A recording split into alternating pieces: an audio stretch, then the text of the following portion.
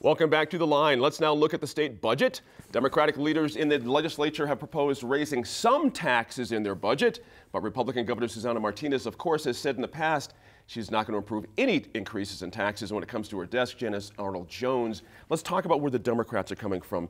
Let me give you the specifics here. We've got an increase in the excise tax on vehicles purchased. This is a very California idea from the 90s, but made them a lot of money. Extend grocery receipts taxes to hospitals and healthcare workers. Increase the excise tax on vehicle purchase. I did that one, sorry. The cost for a heavy truck permit, $68 million.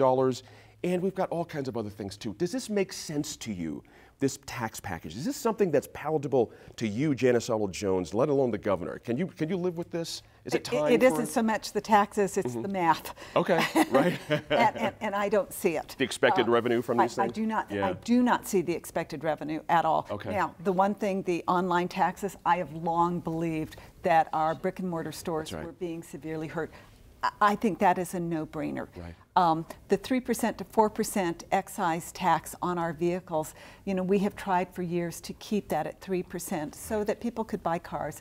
But I understand that the industry has actually come to the table and said, okay, okay. Now, the truck fee, we have done this before. And one of the weaknesses in our system, and Senator, you'll have to help me here too, because it is also a self-reporting system. If you don't check in, you can pass through, you can go around, and so will you actually get all of that revenue? And I think they would be lucky to get half. Wow. So here we have a budget that is dependent upon raising taxes, and by the way, when you have a budget deficit, taxes may not solve your problem because you have a collection issue, and the lag may not solve the problem. I see. Interesting.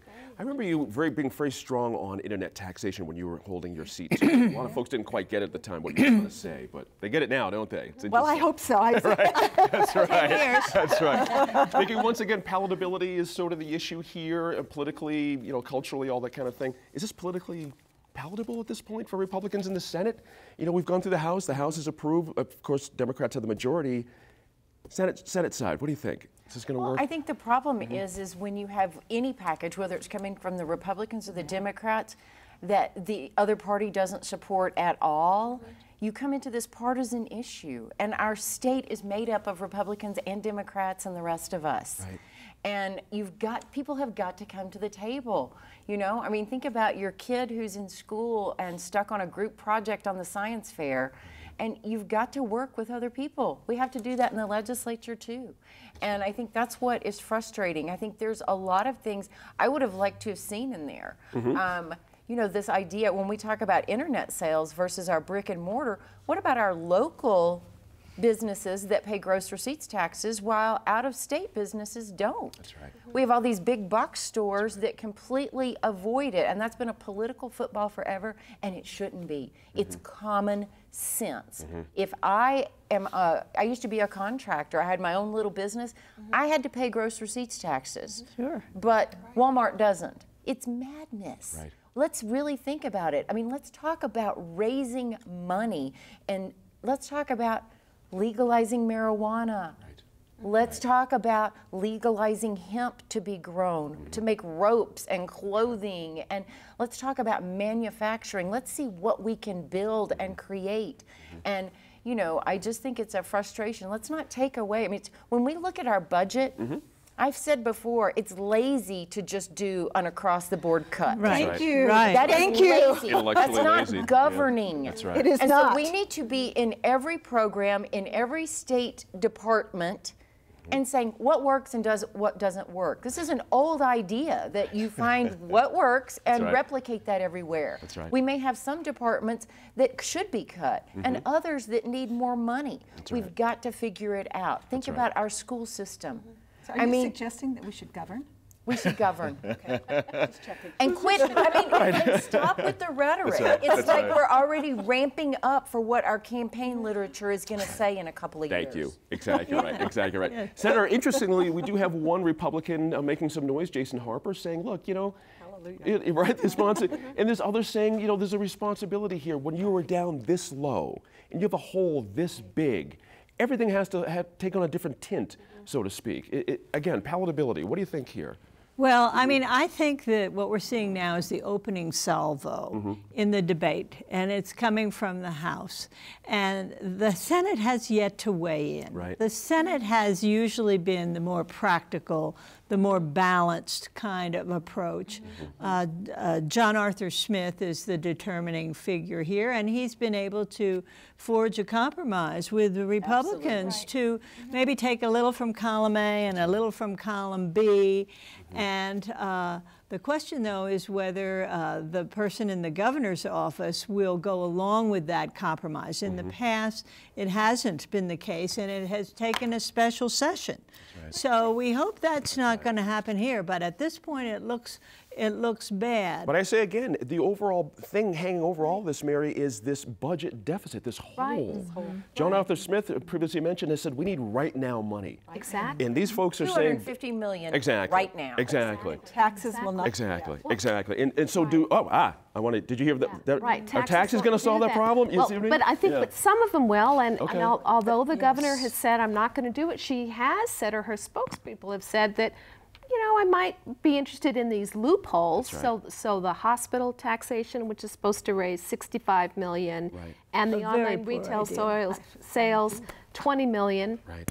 Okay, well, that could raise some, but although raising taxes on hospitals, well, then that's just going to up healthcare costs for people when it's already tough. You know, so it is tough. But things have been cut so much when you're down to the very, very bottom. Right. So that's tough. I don't know if I answered your question. So. But again, I agree with Senator that it is a process, and sometimes part of that process is the public embracing a new idea in a way that's a process. Is that part of the process going here as well for you? Okay. I do think that that's exactly what it is, and I think that we are going to have to raise some taxes. We just are going to have to, because we're so down.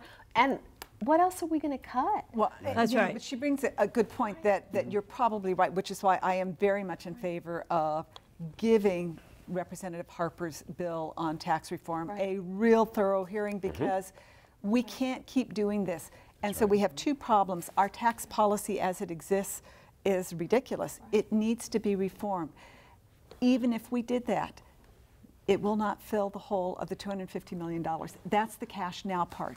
And so you need to make some very tough decisions as to, are there services that we can no longer afford to provide? And if you make that decision, will you have the honesty to tell the citizens of New Mexico, we are no longer doing this? Well, I think it's a very dire situation, not just presently, but for the next 5 years, and whether New Mexico is going to go anywhere.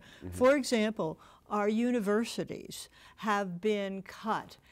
Almost 10%. Some of them are on the verge of being decertified. What does that mean for future economic growth? Our courts can no longer afford jury trials. Our bond rating is going down.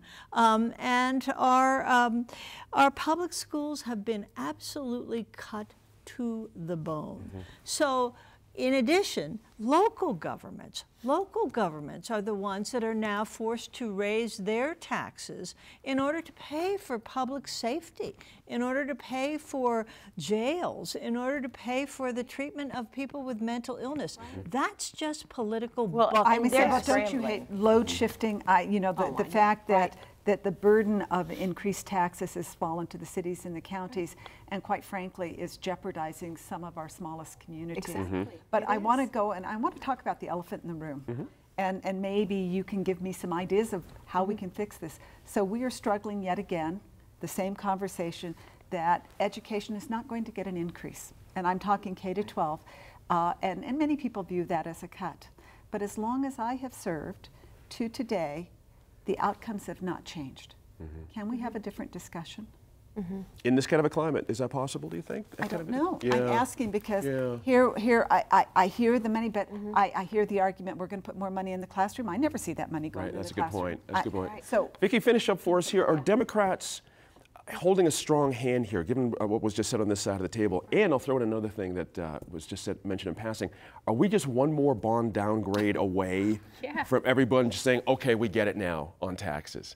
Do you know what I mean? Is that one less? Oh, okay. Oh, I think we're already there. When you have somebody like Representative Harper, who has been in the media about We're going to have to raise some taxes.